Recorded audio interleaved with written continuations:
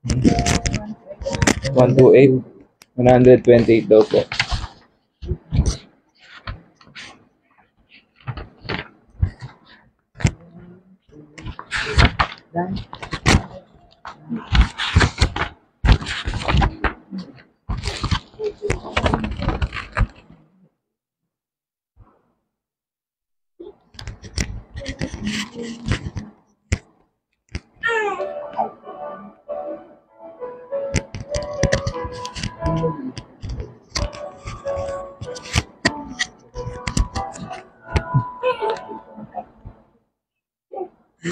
God is our refuge and our strength, a helper ever near us.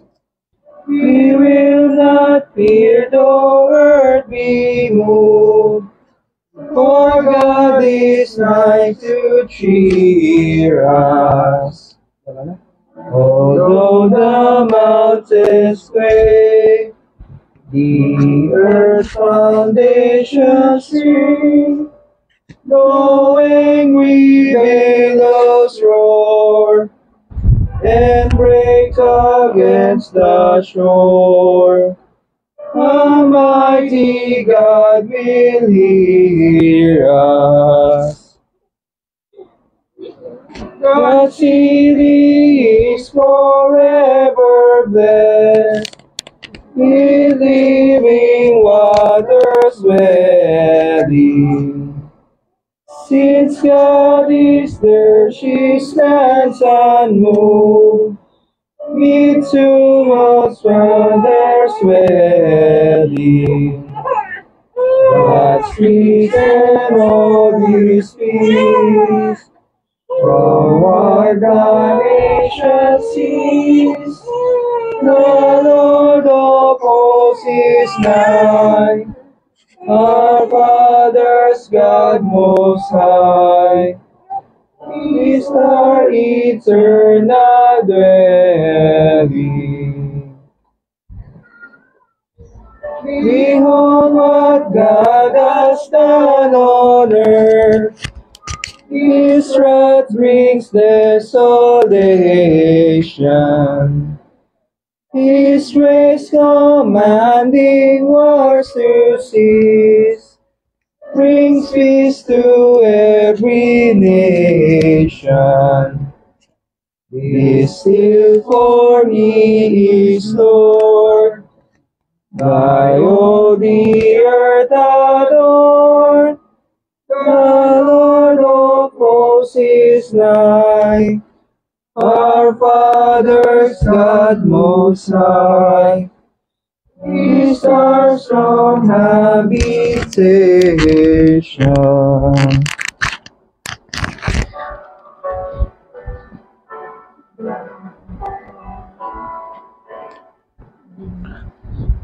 Bago po tayo magsimula ng ating speech, basahin po muna natin yung mga awit 25 verse 4 hanggang 7.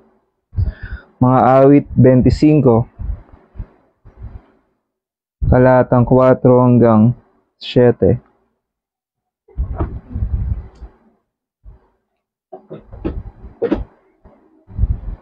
Sabi sa verse 4, ipaalam mo sa akin ng iyong mga daan, O Panginoon. Ituro mo sa akin ng iyong mga landas. Akayin mo ako sa iyong katotohanan. Ako'y iyong turuan, sapagkat ikaw ang Diyos ng aking kaligtasan. Sa iyo naghihintay ako ng buong araw. Lalahanin mo, Panginoon, ang iyong kahabagan at ang iyong tapat na pag-ibig, sapagkat ang mga iyon ay mula pa ng unang kapanahunan. Huwag mo nga lalahanin ang mga kasalanan ng aking kabataan, ni ang aking mga pagsuway. Ayon sa iyong wagas na pag-ibig, ay aalalahanin mo ako, O Panginoon, alang-alang sa iyong kabutihan. Manalangin po tayo sa Panginoon. Manaming Diyos na dakila at makapangyarihan sa lahat, kayo na aming Yehova, kayo ang aming Diyos na hindi nagbabago mula sa walang hanggan hanggang sa walang hanggan. Kayo ay tapat. Kayo po na nagkaloob sa amin ng kaligtasan mula sa kamatayan ng aming Panginoong Kristo sa krus ng Kalbaryo at sa kanyang pagkabuhay naman muli. Ang aming kaligtasan ay nagkaroon ng kasatuparan at nagpapasalamat kami, O Diyos, na hindi kinakailangan ng aming gawa o kahit na katiting na gawa ang kaligtasan na ito. Ito'y solong gawa niyo, O Diyos, sa amin. Nagpapasalamat kami sa iyong biyaya na kami ay iyong pinili at pinagkalooban ng pananampalatayang ito na kailanman ay hindi na mawawala sa amin. Salamat, O Diyos, sa hiwaga ng iyong ebanghelyo. Salamat, O Diyos, sa kagandahan ng kaligtasan na iyong pinagkaloob sa iyong bayan. At nagpapasalamat kami sa hapon na ito na yung mga banal ay pinagsama-sama mo upang makinig sa iyong banal na trono ng biyaya, sa iyong mga salita. Papasalamat kami sa araw na ito na Sabat, na ang iyong mga dalisay na tinig ay aming napakinggan. At ito'y nagpapalakas ng aming mga nanghihinang kaluluwa.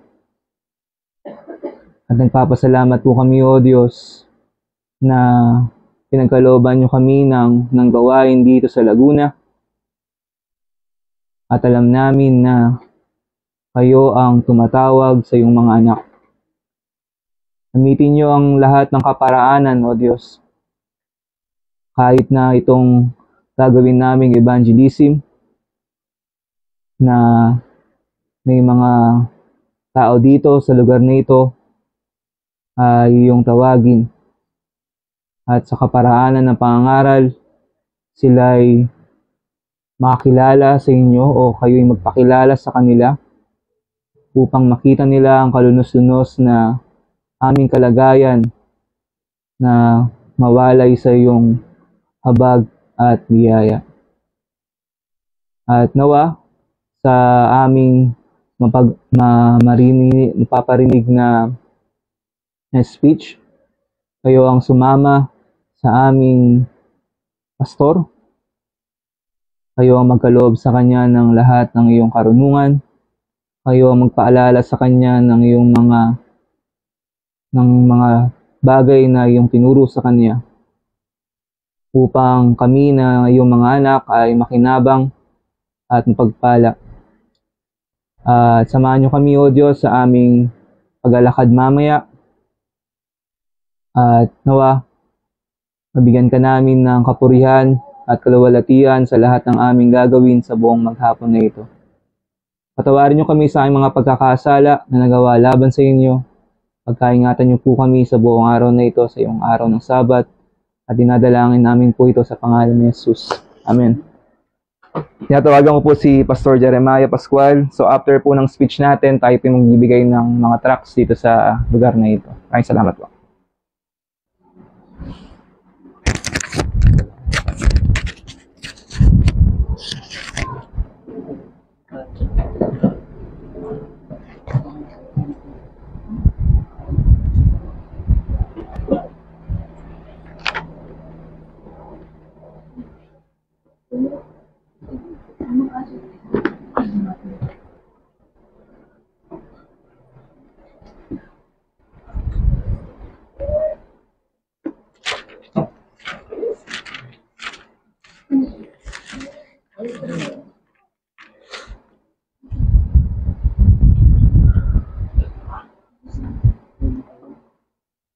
Samahan muli ninyo ako magbukas sa aklat ni Judas o ni Jude,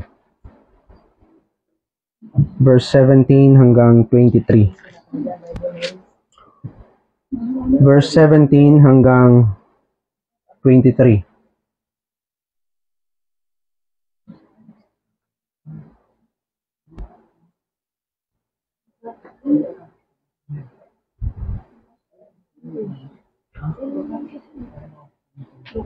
Jude, Judas. Katapos ng pangatlong Juan.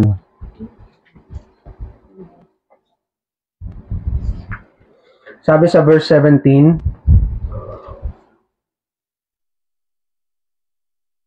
ngunit kayo mga minamahal, alalahanin ninyo ang mga salitang sinasabi noong una ng mga apostol ng ating Panginoong Hesukristo.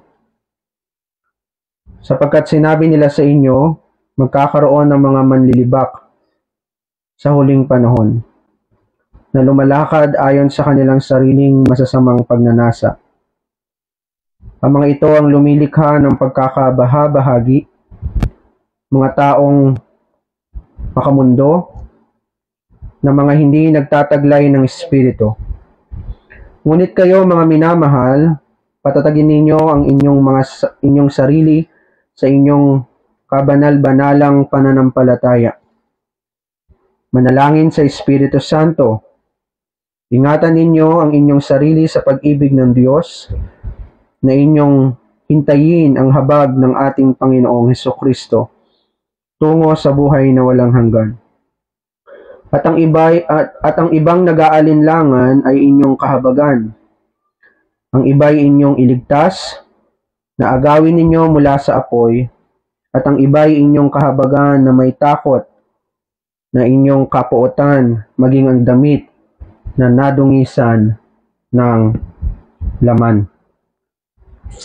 Ngayong hapon na ito, ating sasiriwain ang mga doktrina ng apostol. Pero particularly, dahil nananampalataya tayo ng ating iglesia ay iglesyang apostoliko, pag sinabi ang ating iglesia ay iglesyang apostoliko, ibig sabihin ito ay isang ayon sa pananampalataya ng mga apostol at kanilang mga doktrina na unang itinatag sa mga iglesia ng Bagong Tipan. Ang totoo, ang mga iglesia sa Bagong Tipan hanggang sa kapanahunan ngayon ay naitatag sa doktrina ng mga apostol. At ang doktrina ng mga apostol ay maibubuod mo lamang sa isang pangungusap. Ang doktrina ng mga apostol ay maibubuod mo sa mga salitang ang Diyos lamang ang tagapagligtas sa pamagitan ng Panginoong Hesukristo. Yun lamang ang tanging doktrina ng mga apostol na hanggang ngayon sa buong sangkalangitan, ang doktrina ng buong sangkalangitan ay binubuod ng ganong mga pangungusap. Ang mga nauna sa ating mga banal ay ganon din ang kanilang mga doktrina, ang kanilang ebanghelyo. Ang mga nauna sa ating mga apostol ay naroon sa buong kalangitan at yun din ang kanilang sinasambit hanggang sa ngayon. Dahil ang ebanghelyo ng Panginoong Sokristo ay isa lang. Ang ebanghelyo ng Panginoong Sokristo ay hindi nahati. Ang ebanghelyo ng Panginoong Sokristo ay iisa lamang. At particularly, sa atin na Reformed Protestant, meron tayong inaangkin na iisang doktrina ng Panginoon. At yun nga ay ang soberanong biyaya ng Panginoong Sokristo. Nang soberanong biyaya ng Panginoong Sokristo, ito lamang yung kinikilala nating biyaya na nagligtas sa atin mula pa sa simula hanggang sa katapos-tapusan na kung saan ang biyayang ito ay magkakaroon ng laman, magkakaroon ng katuparan sa pamagitan ng pagbabalik ng Panginoong Sokristo. Ang tema natin sa hapon na ito, anong ibig sabihin ng pagiging Reformed Protestant? Sa tagal natin sa Reformed Church, naunawaan ba natin kung bakit tayo Reformed? Tayo na matagal nang dumadalo sa iglesia, naunawaan ba natin ang pagiging Reformed? Maraming Reformed churches sa Pilipinas, lalo na sa Amerika, at na-concentrate nga sa Michigan ang mga Reformed Church. At meron pa, nagsipangalat pa sa ibang ibayo ng Asia, merong mga Presbyterian at Reformed. Meron pa mga iba't ibang sangay ng pagiging Reformed. Maraming uri ng Reformed sa Pilipinas at sa buong mundo. Ngunit bakit andito tayo sa isang Reformed Protestant na simbahan dito sa Laguna o maging sa Bulacan? Ano bang meron sa Reformed? Ano bang meron sa relihiyon ng Reformed At andito pa rin tayo sa kabila ng hindi naman dinaragdagan ng Diyos ang ating bilang. Kung dagdagan man tayo ng Panginoon ay paunti-unti lang, ngunit mas marami ang umaalis.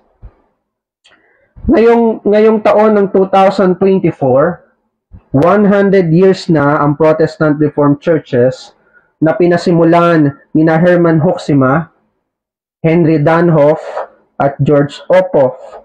Magdiriwang ang Protestant Reformed Churches in America, ang Protestant Reformed Churches in the Philippines, at ang Covenant Evangelical Reformed Church sa Singapore ng 100 years anniversary ng Protestant Reformed Churches na paunang pinasimulan at itinatag nila Herman Hoeksema, Henry Danhoff, at George Opoff noong taong 1924. Alam ba natin ang ating kasaysayan, mga kapatid? Kilala ba natin yung mga taong binanggit ko kanina? Sila Herman Hoeksema, sila Henry Danhoff, at sila George Opoff. At kung iaatras lang natin ng konti sa pasimula ng Dutch Reformation o yung pangalawang Dutch Reformation, kilala ba natin sila Hendrik de Cock, sila Abraham Kuyper ng Doliancy, sila Hendrik de Cock ng Afscheiding. O kung iaatras pa natin, kilala ba natin sila John Calvin, sila John Knox, maging sila Martin Luther. Kilala ba natin ang mga taong ito na ginamit ng Panginoon para sa pag-reform ng church? Pero most particularly, kilala ba natin sila Herman Hoeksema, Henry Danhoff, at si George Opoff? Alam ba natin kung paano sila ginamit ng Diyos para manatili ang pananampalataya sa iglesia, ang katotohanan sa iglesia? Alam ba natin kung ano ang nangyari sa denomination na kanilang itinatag? Alam ba natin kung anong kinahinatnan ng denomination na kanilang itinatag, yung Protestant Reformed Churches in America? Alam ba natin ang nangyari sa Protestant Reformed Churches? Marami mga katanungan na sana sa hapong ito ay masagot. Umaasa akong kalulugdan ng Diyos na mauunawaan ninyo kung bakit tayo reform at kung bakit tayo reform Protestant. Anong ibig sabihin na tayo ay isang Reformed Protestant Church? Ano ibig sabihin na ang ating fellowship dito sa Laguna ay isang Reformed Protestant Fellowship? At ang may oversight sa atin ng iglesia ay isang Reformed Protestant Church. Una, gusto kong pagdiinan na tayo ay Reformed. Ang ibig sabihin ng Reform ay pagbalik sa mga katuruan ng Biblia. Yun ang ibig sabihin ng pagiging Reform. Matagal nang nawala ang katotohanan ng Panginoon at kinalimutan na ito ng Romano Katoliko at nung nagkaroon ng Reformation, nagsikap ang mga reformador na maibalik ang mga katotohanan ito sa pamagitan ng paninindigan sa Biblia. Sapagkat ang tanging sukatan lamang ng katotohanan at ang pamumuhay ng isang iglesia ay ang Biblia. Ang tawag natin dito ay sola scriptura o yung scripture alone. Nang tanging sukatan natin bilang mga mananampalataya ay ang Biblia lamang ng Panginoon.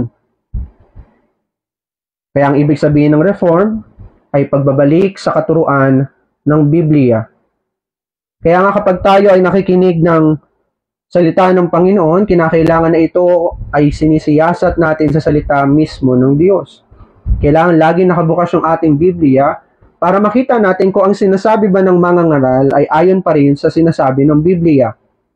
Kaya nga tayo meron laging mga family worship para ma-familiarize tayo at maging sanay tayo sa pagbabasa ng Biblia at makuha natin yung mga doktrina na nakapaloob sa Biblia para pagdating ng linggo, meron tayong pananagutan na laging suriin ang ating naririnig. Sinusuri natin kung ang espiritu ba na ating naririnig ay mula pa ba sa Diyos o ang espiritong ito ay espiritu na ng kasinungalingan.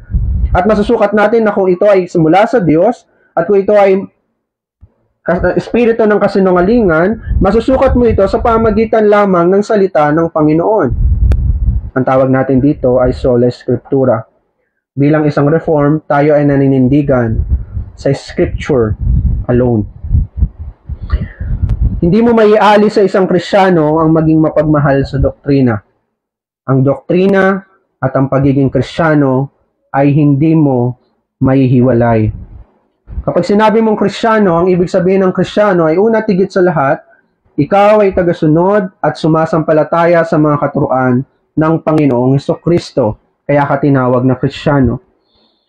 At ang salitang Kristiyano, alam natin na ito ay nabahiran na ng iba't ibang relihiyon, nabahiran na ng iba't ibang katuruan, na hindi mo na malaman kung anong ibig sabihin ng pagiging Kristiyano. Hindi mo na malaman kung ano pa bang ibig sabihin na ikaw ay Kristiyano, sapagkat ang lahat ng mga kausap mo na iniwala sa Trinity, na iniwala sa Biblia, na iniwala sa iba't ibang mga katuruan na nakasalig naman sa Biblia, ang tawag nila sa sarili nila ay Kristiyano. Pwera na lamang ang mga iglesia ni Cristo, Dating Daan, Mormons, Seventh-day Adventists at iba pang mga kulto, hindi natin sila matatawag ng mga Kristiyano sapagkat hindi nila sinasampalatayanan ang mga mahalagang doktrina ng Biblia, katulad na lamang ng Trinity. Imposibleng sabihin mong Kristiyano ka pero wala kang interes sa doktrina. Ang doktrina at ang pagiging Kristiyano ay magkaalinsabay. Hindi ito pwedeng paghiwalayin. Lagi itong magkaugnay. Kapag sinabi mo na ikaw ay Kristiyano, automatically, ang ibig sabihin nun, ikaw ay mapagmahal sa doktrina. Maraming mga iglesia ang naitatag na ang mga miyembro ay walang interes sa doktrina. Maraming mga naglipa ng mga iglesia na ang kanilang mga kasapi ay hindi man lamang alam ang kasaysayan, hindi man lamang alam ang pasikot-sikot ng Biblia, hindi man lamang alam kung paano sisiyasatin ng Biblia sapagkat walang interes sa doktrina. Takot sa doktrina ang marami nilang mga kasapi kasi nga iniisip nila ang pagiging Kristiyano ay hindi usapin ng isip. Ang pagiging Kristiyano ay usapin ng emosyon. Kaya pag ito ay hinaluan mo at sinabayan mo ng doktrina, takot na takot ang maraming nagpapakilalang Kristiyano kasi iniisip nila na ang pagiging Kristiyano ay hindi usapin ng isipan. Nakalimutan nila na kailangan mong mahalin ng Diyos ng buong isip. Nakalimutan nila na ang pagiging puspos ng Espiritu ay pagiging puspos ng katotohanan ng Espiritu Santo. Takot sila sa doktrina. Ngunit mga minamahal, ang pagiging reform ay pagiging matalino sa doktrina. Maalam sa doktrina ang mga reform. Kaya nilang panindigan ang mga doktrinang reform at kaya nilang ipaliwanag ang mga pangunahing doktrina ng Biblia sapagkat ang mga reform ay hindi takot sa Biblia. Ang mga reform ay sadyang minamahal ang mga doktrina ng Biblia. Kasi nga ang preaching ay punong-puno lagi ng doktrina, yung preaching na inyong naririnig Sunday after Sunday ay laging puno ng doktrina. Hindi maaari na ang preaching ay walang doktrina. Ang preaching ay laging merong doktrina. Kaya nga yung mga nakikinig ay dapat magsiyasat kung ang doktrina ba na kanilang naririnig ay nakasalig pa rin sa Biblia. Ang mga pagbabantay ng elder sa inyong mga buhay, pagsaway sa inyong mga pagsuway sa mga kautusan ng Panginoon, sila ay punong-puno at puspos ng doktrina.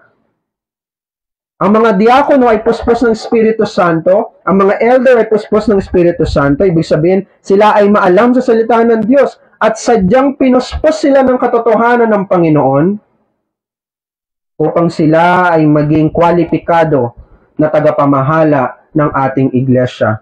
Hindi maaari ng isang elder ay walang alam sa doktrina. Hindi maaari ng isang diakono ay walang alam sa doktrina. Kung masigasig ang pastor sa usapin ng doktrina, kinakailangan na ang mga elder at diakono ay masigasig din sa pagtatanggol, pag-aaral, at pagtataguyod ng salita ng Panginoon. Ang mga confessing member ay nangakong sinasang-ayunan nila ang mga doktrinang nakapaloob sa Old Testament at sa New Testament na itinuturo sa iglesyang ito. Kung matatandaan ninyo sa inyong confession of faith, sa public confession of faith, tinanong kayo kung sinasang-ayunan ba ninyo na ang mga doktrina nakapaloob sa Old Testament at sa New Testament ay siyang doktrina na itinuturo sa iglesyang ito. At sumagot kayo ng oo. Hindi kayo sasagot affirmatively, hindi kayo sasagot ng oo kung unat sa pool, hindi ninyo alam ang mga doktrina ng Biblia. Hindi kayo basta-basta papasok sa church na hindi nyo man lamang alam ang mga katuruan ng Biblia. Mga minamahal, buong buhay natin ay puro doktrina. Kaya nakakalungkot kapag ang mga member ng church ay nahihirapan sa mga doktrina ng iglesia, bagamat matagal na silang nakikinig at nag-aaral ng salita ng Diyos. Nakakalungkot kapag sa isang church, ang mga member, ang mga office bearer, o maging ang pastor, ay wanlaman lamang panahon sa pag-aaral ng salita ng Panginoon. Kaakibat ng ating pagiging reform ay ang ating pagmamahal sa doktrina na nakapaloob at isinusulong ng Biblia. Uulitin ko, ang pagiging reform ay nangangahulugang pagiging biblical. At ang pagiging biblical, ang ibig sabihin nito, pagtatanggol, pagtataguyod ng mga doktrina ng Biblia. Pero hindi lang dito natatapos ang pagiging reform. Kasi kahit naman hindi reform, may mga relihiyon na mahilig talaga sa doktrina at mahigpit sa doktrina. Katulad na lang ng INC, ng Iglesia ni Cristo, katulad na lang ng Jehovah's Witnesses, ng Seventh-day Adventists. Yan yung mga relihiyon na talagang masigasig sa Biblia, masigasig sa mga inaakala nilang doktrina, inaakala nilang mga katotohanan, mapagmahal sila sa doktrina. At maging ang Roman Catholic Church, ang Roman Catholic Church ay merong katekismo para sa mga bata.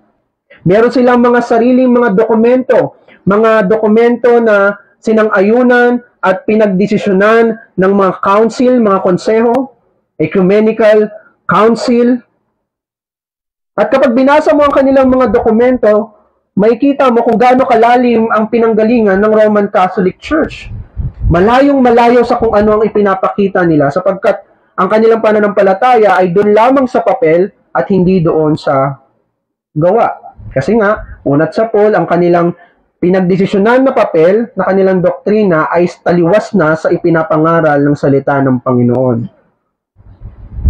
Maging sila ay masigasig sa doktrina, pero hindi doon natatapos ang pagiging reform. Siguro walang magsasabi sa inyo na ang mga born again, ang mga INC at Roman Catholic Church ay reform, bagamat sila ay masigasig sa doktrina. Maraming mga church ang nagsasabing sila ay naniniwala lang sa Biblia. Sino bang church ang magsasabi na ayaw niya sa Biblia? Hindi ganun ang pagiging reform. Hindi porket mahal mo ang Biblia ay masasabi mo na ikaw ay reform. Hindi ganun ang pagiging reform. Ang pagiging reform ay pagiging historiko o pagiging makasaysayan, pagiging historic. Ibig sabihin, ang pananampalataya ng mga sinaunang iglesia ay yun din ang ating mga doktrina. Hindi tayo basta pumutok lang sa wala. Tayo ay merong pinanggagalingang kasaysayan. Ang kasaysayan natin ay nagmula pa sa mga sinaunang iglesia at mula sa mga sinaunang iglesyang iyon, umiiral ang kapisanan ng mga banal. Ang ibig sabihin muna ng kapisanan ng mga banal, meron tayong iisang Panginoon, bautismo at pananampalataya. Ito man ay sa iba't ibang salinlahi, sa iba't ibang kapanahonan, ngunit iisang ebanghelyo at katotohanan lamang ang ating sinasang-ayunan at sinasampalatayanan. Ang pagiging reform ay pagiging historic o pagiging makasaysayan. Halimbawa, tayo ay mga Calvinist o yung mga naniniwala sa 5 points of Calvinism. Alam natin na ang Calvinism ay yung total depravity, na ang tao ay lubos na masama, lubos na makasalanan, walang kakayanan na gumawa ng mga mabubuting gawa, maliban na siya ay buhayin ng Panginoon mula sa kasalanan. Pangalawa, unconditional election, na tayo ay hinirang ng Panginoon ng walang kondisyon. Hindi niya nakita na ikaw ay sasampalataya sa hinaharap, kaya kanya hinirang, hindi. Ang pinagbasihan lamang ng Diyos ay ang kanyang sarili. Sabi sa Ephesians 1:4, tayo ay hinirang, pinili, kay Kristo Jesus. At yung limited atonement, ang ibig sabihin nito na ang iniligtas lamang at pinagbuwisan ng buhay ng Panginoon ay ang kanyang mga elect o ang kanyang mga hinirang. Irresistible grace, yung ang ibig sabihin nito na ang pagtawag ng Panginoon, ang biyaya ng Panginoon ay laging hindi matatanggihan. Hindi ibig sabihin na kinakaladkad niya ang elect, kahit ayaw ng elect ay ililigtas siya, hindi. Binabago niya ang kalooban ng elect at kinikilala ng elect o ng mga hinirang si Kristo bilang tagapagligtas. At perseverance of the saints, ang ibig sabihin noon, ang lahat ay niligtas ng Diyos ay mananatiling ligtas hanggang sa huling kapanahunan. At ang Calvinism na ito, yung 5 points of Calvinism, bagamat ayaw natin yung terminology na Calvinism, sapagkat nagbibigay ito ng impresyon na tayo ay tagasunod ng tao. Pero yung 5 points of Calvinism na ito ang pinakabuod ng Ebanghelyo. Kaya meron tayong tapang na sabihin at hindi tayo nahihiya na ang Calvinism ay gospel.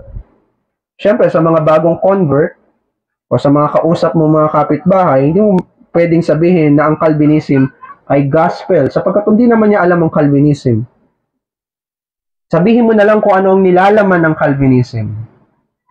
At ang nilalaman ng Calvinism ay yung solong gawa lamang ng Panginoon habang tayo ay lubos na masama at walang kakayanan na iligtas ang ating mga sarili. Lagi ninyo naririnig ang Calvinism at naunawaan na ninyo anong ibig sabihin ng Calvinism. At naunawaan ninyo anong ibig sabihin natin na ang Calvinism ay ang gospel. Sa ating sariling heritage o pinagmulan, tayo ay kaisa ng mga iglesia sa Netherlands, ng mga mananampalataya at iglesia sa Netherlands na naitatag noong 16th century pa. 500 years ago. 500 taon na ang ating pinagmulan na pananampalataya. Tayo ay tinawag ng mga Dutch Reformed Church. Katulad natin, sila ay kaisa natin sa pananampalataya. Sapagkat katulad natin, sila ay nananampalataya rin at sinasang-ayunan ang 3 forms of unity. At alam natin kung ano ang 3 forms of unity, ang Belgic Confession of Faith, Heidelberg Catechism, at ang Canons of Dordrecht. Ang pagiging Dutch Reform ay ang pagsampalataya at pagsang-ayon sa 3 forms of unity. Kung hindi ka Calvinist at hindi ka sumasang-ayon sa 3 forms of unity, huwag mo na lang sabihin na ikaw ay Reform. Pakiusap. Magpakatotoo ka sa sarili mo na hindi para sa iyo ang Reform. Kung ayaw mo sa Calvinism, kung ayaw mo sa 3 forms of unity, huwag mong sasabihin na ikaw ay Reform. Kasi kinalaunan, magkakaroon lang tayo ng pagtatalo-talo at susumpain mo ang relihiyon ng Reformation o ng Dutch Reform. Pangalawa, gusto kong pagdiinan na tayo ay historic Protestant Reform. Hindi lamang tayo Reform, hindi lamang tayo Dutch Reform, hindi lamang tayo Calvinist, kundi tayo ay isang historikong makasaysayang Protestant Reform. Kapag sinabing historic, ibig sabihin na wala na yung dating Protestant Reform. Nakakalungkot mang sabihin, pero wala na yung dating Protestant Reform. Kaya pinagdidiinan natin na tayo ay isang historikong Protestant Reform, sapagkat yung nakagisnan natin ng Protestant Reform na naitatag noong 1924 nila Herman Hoeksema, Henry Danhoff at ni George Opoff, ay hindi na talaga Protestant Reform. Malayong-malayo na noong 1924. Pero tayo, bilang Reformed Protestant, pinapanindigan natin na tayo ay mga historic Protestant Reform. Mamaya ay pagdidiinan natin kung bakit nawala na ang pagiging Protestant Reform ng PRCA, PRCP, at ng CERC. Sa ngayon, gusto kong pagtuunan ng pagiging tunay na Protestant Reform. Una, kaya nagkaroon ng Protestant Reform ay dahil sa doctrinal controversy patungkol sa biyaya ng Diyos. Inaasahan ko na alam na ninyo ang kasaysayang ito, pero uulitin ko. Ang pagiging Protestant Reform Nagkaroon tayo ng doctrinal controversy noong 1924 patungkol sa biyaya ng Diyos. Kasi nga, ang Christian Reformed Church ay sinang-ayunan ang 3 points of common grace. Ano yung 3 points of common grace? Una, sinasabi nila na si Kristo ay inaalok sa lahat ng tagapakinig. Ang ibig sabihin, gusto ng Diyos na maligtas ang lahat ng tao na nakikinig ng Ebanghelyo ng Panginoon. Taliwas ito sa itinuturo ng Canons of Dordrecht. Taliwas ito sa itinuturo ng Biblia. Kapag sinabi na ninanais ng Diyos na iligtas ang lahat ng tagapakinig, isa lang ibig sabihin nun, lahat maliligtas. Kasi malinaw sa Psalm 115 verse 3 na kung anumang naisin ng Diyos ay matutupad. Kung nais siyang maligtas ang lahat, isang ibig sabihin nun, kailangan maligtas ang lahat. Pero ang tinuturo ng common grace, sa pangangaral ng Ebanghelyo ng Panginoon, ang ibinibigay ng Panginoon ay yung pagnanais na maligtas ang elect at ang maligtas din ng reprobate. Taliwas na taliwas sa kung ano ang itinuturo ng Biblia. Pangalawang point ng common grace ay yung restraint of sin in the reprobate. Ibig sabihin nito, ang Panginoon, ang Espiritu Santo ay sadyang pinipigilan yung kasamaan ng reprobate para hindi siya ganun maging kasama. Parang yung reprobate ay tinalian sa leeg para kung gusto niyang gawin yung pinakamasamang bagay ay pinipigilan siya ng Espiritu Santo para hindi niya magawa yung pinakamasamang bagay. Taliwas din iyon sa itinuturo ng total depravity. Para mo na rin sinabi na ang tao ay hindi ganun kasama. Hindi ganun ang Diyos. Kahit kailan ay hindi siya nag-interfere sa kasamaan ng tao. Hindi kailangan ng pagpigil ng Espiritu Santo para pigilan yung kasamaan. Sapat na ang kautusan ng Panginoon. Para yung isang masamang tao ay sabihin niya, hindi ko gagawin yan kasi alam ko na iyan ay masama at kasalanan. Sapat na yun. Sapat na rin yung pagsaksi ng Diyos sa pamagitan ng kautusan, yung budhi ng tao para sabihin na ang kanyang mga ginagawa ay masama. Hindi na kailangan ng pagkilos ng Espiritu Santo. Kasi ang pinagdidiinan ng common grace, ang biyaya ng Diyos ay nasa lahat ng tao, kabilang ang reprobate. Pangatlo, na ang mga reprobate daw ay kayang gumawa ng good works. Yun ay tinuturo ng common grace. Una, ang pangangaral ay ang pagnanais ng Diyos na maligtas ang lahat. Pangalawa, yung pagkilos ng Espiritu Santo sa bawat puso ng elect at ng reprobate. At pangatlo, na ang reprobate daw ay may kakayanan na gumawa ng good works. Hindi ito sinang-ayunan ng ating mga unang mananampalataya at mga ama sa pananampalataya noong 1924. Kaya noong 1924, sila Herman Hoeksema, kabilang ang ibang mga pastor, office bearer, at mga iglesia, ay lumabas ng Christian Reformed Church at naitatag nga ang Protesting Christian Reformed Church. At kinalaunan, tinawag itong Protestant Reformed Church in America. Mga minamahal, tayo ay hindi naniniwala sa common grace. Ang biyaya ng Diyos ay hindi para sa lahat. Ang biyaya ng Diyos, naniniwala tayo, ay laging patungkol sa kaligtasan. Sino mang bigyan ng biyaya ng Diyos ay maliligtas. Walang pagdududa yon. Dahil ang biyaya ng Diyos ay laging soberano. Hindi ito parang biyaya ng Diyos para sa reprobate, pero kinalaunan ng reprobate mapupunta sa impyerno. Hindi ganun ang biyaya ng Panginoon. Hindi nagsisinungaling ang Diyos kapag siya ay nagbibigay ng biyaya. At tayo ay naninindigan na ang grace o ang biyaya ng Panginoon ay para lamang sa mga elect. Sana malinaw yan sa atin na Reformed Protestant. Hindi ito para sa mga reprobate at hindi ito para sa lahat ng tao. Pangalawa, ang pagiging historic Protestant Reform ay ang pagiging tunay na Protestant Reform ay ang paninindigan sa unconditional covenant. Pag sinabi nating unconditional covenant, walang bayad, walang kondisyon, walang pasubali. Noong 1953, nahati ang denomination ng Protestant Reformed Churches in America dahil sa doctrinal controversy patungkol sa covenant o sa tipan. Kaya naisulat noong 1951 ng Declaration of Principle na makikita ninyo sa likod ng inyong mga psalter o sa Green Book. Sana basahin ninyo yung Declaration of Principle. Ipinapaliwanag ng Declaration of Principle ang three forms of unity bilang pagsuporta sa katuruan na ang tipan ng Diyos ay walang pasubali, unconditional. Ano ibig sabihin nito? Hindi kinakailangan ng Diyos ng gawa ng tao para tayo ay maisama sa kanyang tipan ng pakikisama.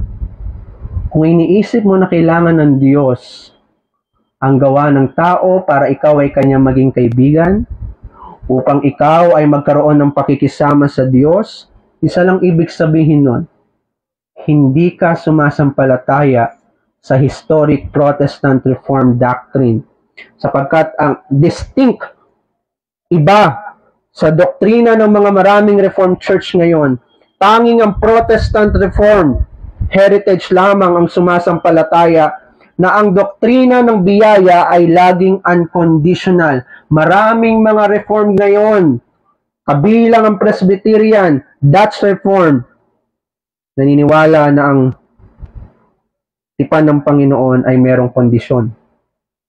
Pero sa atin, ang tipan ng Diyos ay walang kondisyon. Tayo ay naniniwala at naninindigan na ang tipan ng Diyos ay walang kondisyon sapagkat ang tipan at ang kaligtasan ay pareho lang. Hindi magkaiba ang tipan, hindi magkaiba ang kaligtasan. Lahat ng kaibigan ng Diyos ay iniligtas. Lahat ng iniligtas ng Diyos ay mga kaibigan ng Diyos. Tayo ay mga Protestant Reform, mga minamahal. Sapagkat ang iglesyang ito ay naninindigan sa mga doktrinang minsang pinagbuhisan ng buhay ng mga mananampalataya noon.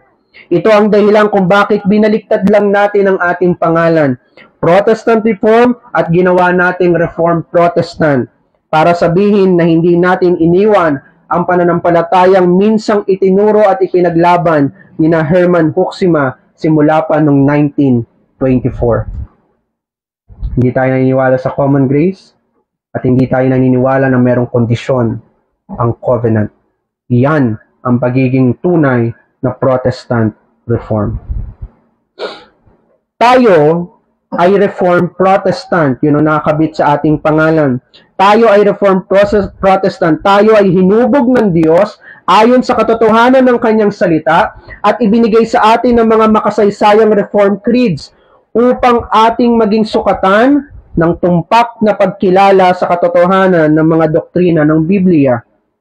Si Jesucristo ang nagtatag sa atin bilang Reformed Protestant, bilang isang iglesia, bilang kalipunan ng mga banal dito sa Laguna at sa Bulacan. Ito ang sabi sa Heidelberg Catechism, Lord's Day 21. Pakinggan ninyo kung paanong itinatag ng Panginoon ang kanyang iglesia.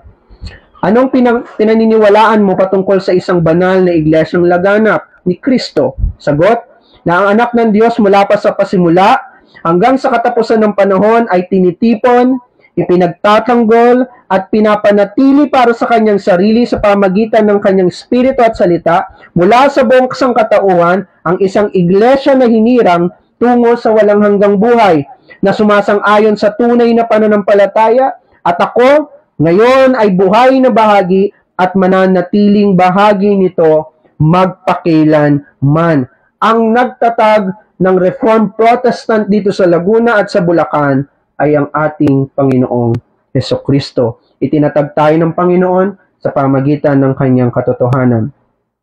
Napakaliit natin mga minamahal, ngunit nananatili pa rin tayo. Kasi nga ang Diyos ang nagtatag sa atin dito sa Laguna. At hindi tayo itinatag bilang Presbyterian, hindi bilang Reformed Protestant, hindi bilang Christian Reformed Church, hindi bilang United Reformed Church, o bilang Protestant Reformed Church. Itinatag tayo bilang Reformed Protestant at merong layunin ng Panginoon bakit niya ginawa yun. Upang mapanatili ang minsang pananampalatayang ipinagkaloob niya sa banal na ngayon, sa mga banal na ngayon ay nilalapastangan ng dati nating denominasyon, ang Protestant Reformed Churches. Simple lang ang pagiging Reformed Protestant, mga minamahal. Ang sukatan ay ang salita ng Diyos na nasa Biblia, nasa three forms of unity, nasa Christian school, nasa salmo at mga himno. Tanging ang salita lang ng Diyos ang batayan at sukatan ng pagiging Reformed Protestant. Pero ano bang pinagkaiba natin sa ibang churches? Lalo na sa PRCA, sa Protestant Reformed Churches in America. Simple lang. Naniniwala tayo na ang lahat ng aspeto ng kaligtasan at ng tipan ay solong gawa lamang ng Diyos. Ito ang ibig sabihin natin na ang Protestant Reformed Church ay wala na, matagal na. Dahil naniniwala sila na merong aspeto sa kaligtasan na merong maaaring gawin ng tao para makapit niya ang karanasan ng biyaya, karanasan ng tipan. Ito ay salungat na sa mga doktrinang itinuturo ni na Herman Hoeksema, Henry Danhoff at ni George Opoff simula pa noong 1924. Wala na ang dating Protestant Reformed Church. Bagamat sabihin nila na sila ay 100 years old na, matagal nang tinanggal ng Panginoon ang kandila, ang ilawan sa Protestant Reformed Church at kanya itong itinatag muli sa panibagong iglesia, ang pagpapatuloy ng iglesia, ang Reformed Protestant Churches. Naninindigan tayo na maging sa karanasan ng kaligtasan at antipan, ang usapin lagi ay ang soberanong biyaya ng Diyos. Hindi ito usapin ng ating kakayanan. Ito ay usapin lamang ng soberanong biyaya ng Diyos. Naninindigan din tayo na ang mga pagpapala sa tipan ng Diyos ay hindi makakamit sa pamagitan ng gawa ng tao, kahit pa sabihin na ang mga gawang ito ay kinasihan o sinamahan ng biyaya ng Diyos.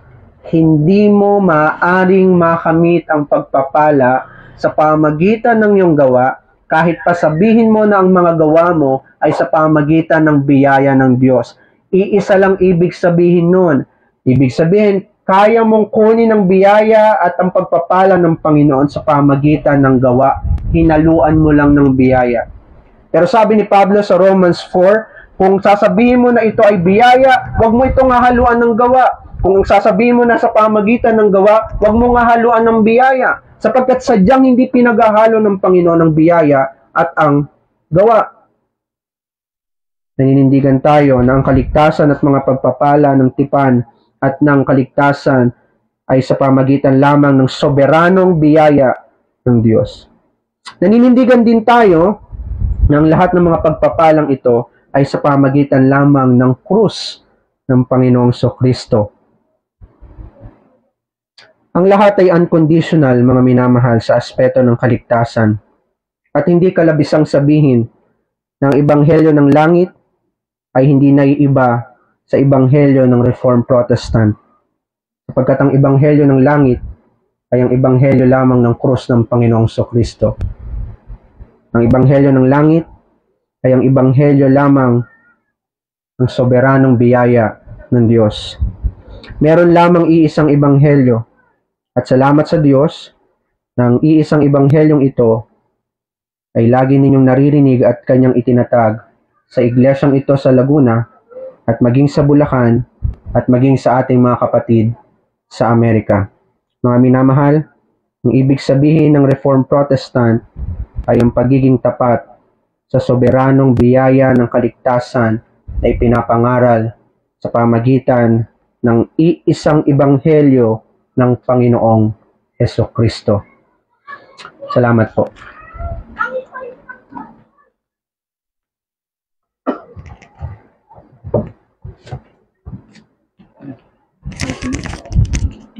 Awit lang tapos.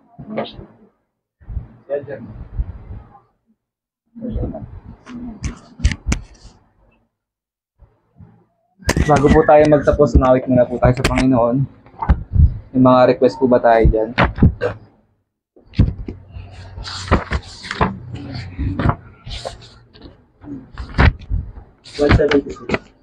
Psalter 176.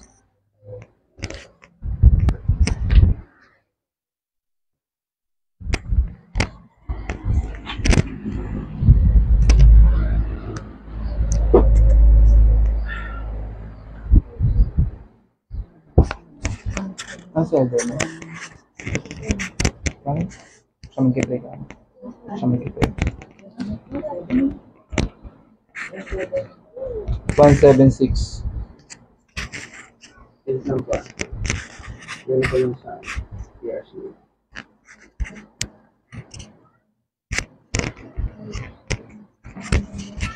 O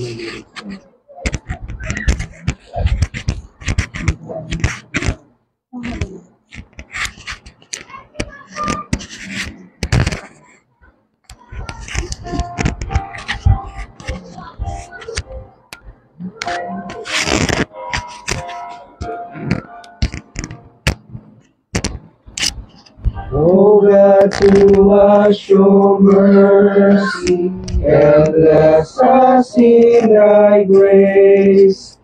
Cause thou to shine upon us the brightness of thy face, that so thy way most holy on earth may soon be known, and unto every people thy saving grace is shown.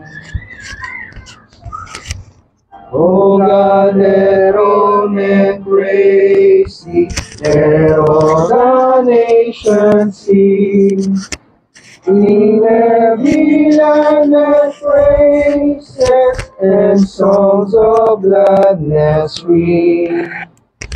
For thou shalt judge the people in truth and righteousness, and through the earth the nations shall thy just rule confess.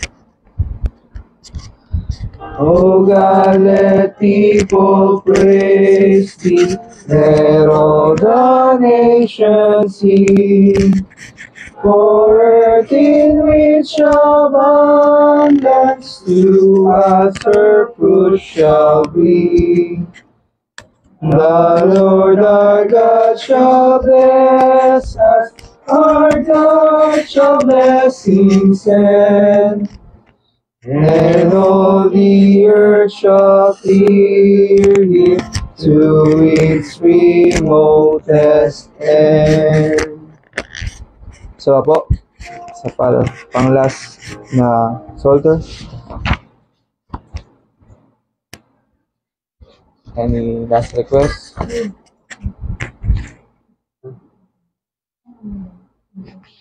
Psalter 3 lang. Psalter 3. Psalter 3.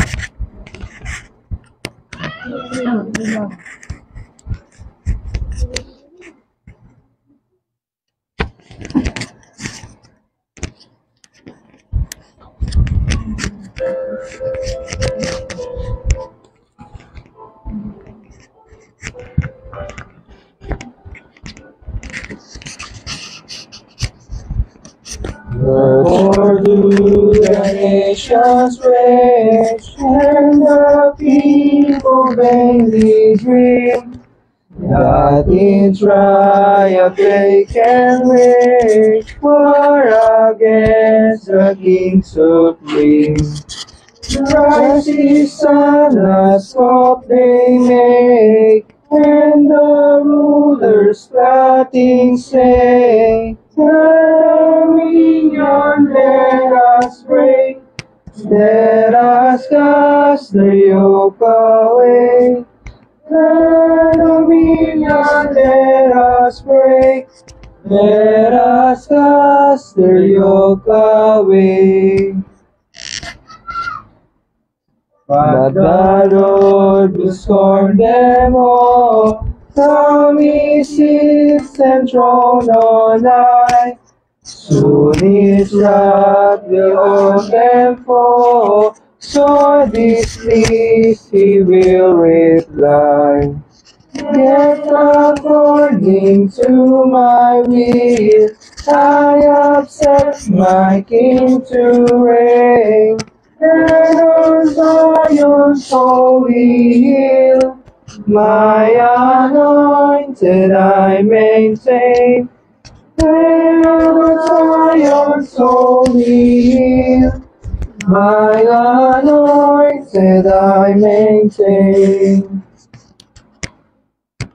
If his word shall be made known, this Jehovah's firm decree, Thou art my beloved Son, yea, I have begotten thee.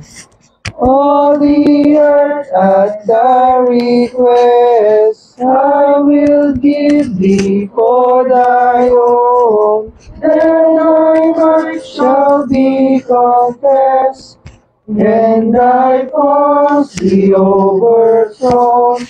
Then thy might shall be confessed, and thy faults be overthrown. Therefore, kings, be wise, give ear, hearken, judges of the earth. Learn to serve the Lord with fear, mingle trembling with your mirth. Is the sun left for your way? His consuming wrath should break. But supremely blessed are they, filled with Christ the refuge take. But supremely blessed are they, who in Christ the refuge take. Elder Matt.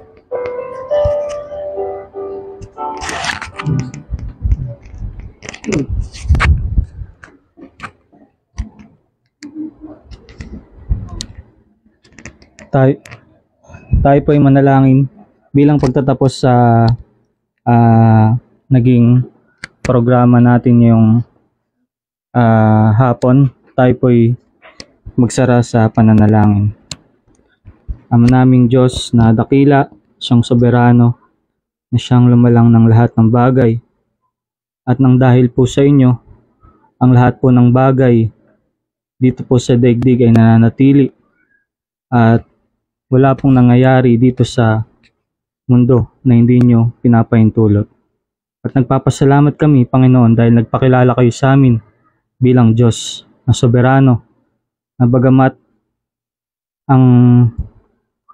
ang sanlibutan na ito hindi kayo nakikilala, ngunit nagpakilala kayo sa ilan upang maluwalhati ang inyong pangalan at ipinagkaloob niyo sa amin ang aming Panginoong Jesucristo sa inyo pong iglesia upang pangunahan, upang maging panganay namin at siya pong magligtas sa amin sa aming mga kasalanan.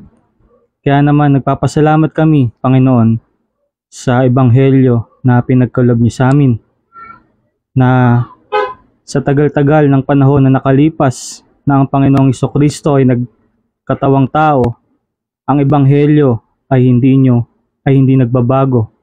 Kayo po ang nagpapanatili nito simula pa nung panahon na ipinangako nyo na tatalunin o dudurugin ang ulo ng serpente, kung saan unang pinahayag nyo ang Ebanghelyo hanggang sa panahon namin ngayon ay pinanatili nyo po yun, lalong-lalo na po sa mga panahon na matindi ang mga kasinungalingan at marami ang mga pagtalikod sa inyo pong katotohanan. At sa narinig po namin kanina na speech ay pinaunawa nyo sa amin ang pag-iingat na ito.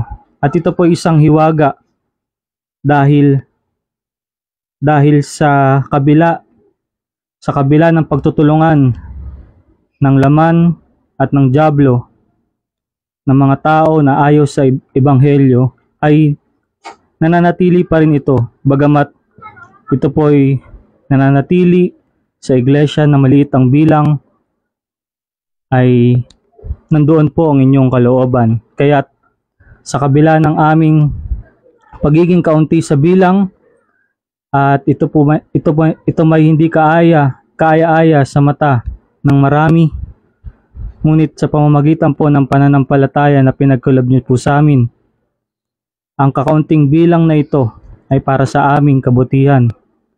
At nalalaman namin, Panginoon, na kayo po ang nagpapanatili sa amin sa tipan na ito at patuloy po na magpapanatili. At dinadalangin din namin, Panginoon, na pagpalain niyo po ang aming gagawing pagbibigay ng tracts o evangelism sa aming mga kapitbahay, mga kamag-anak, at sa ibang mga tao na nakapaligid sa amin. Kayo po ang gumabay sa amin at nawa gamitin niyo ang bawat isa sa amin upang marinig nila ang salita ng Panginoon. Lalong-lalo na po ang inyo pong mga hinirang na sa ngayon po ay hindi pa naririnig ang Ebanghelyo. Kayo po ang tumawag sa kanila sa pamamagitan po nito. At nawa hindi lang dito matapos sa araw na ito ang aming evangelism, bagkus ay gabayan niyo po kami sa bawat araw na kami po ay patuloy na magbahagi po ng inyong salita at hindi lang sa aming mga salita, sa aming mga salitang lumalabas sa aming mga labi, kundi sa aming mga gawa ay mahikayat namin ang iilan na inyo pong pagkakalooban ng pananampalataya din sa takdang panahon. At nawa Panginoon, ingatan niyo po kami sa buong araw na ito at pagpalain niyo ang aming fellowship din. Nawa mapag-ingatan namin ang araw na to na banal dahil ito po ay binukod niyo para po sa inyong sarili. Patawarin niyo kami sa mga kasalanang nagawa namin laban sa inyo.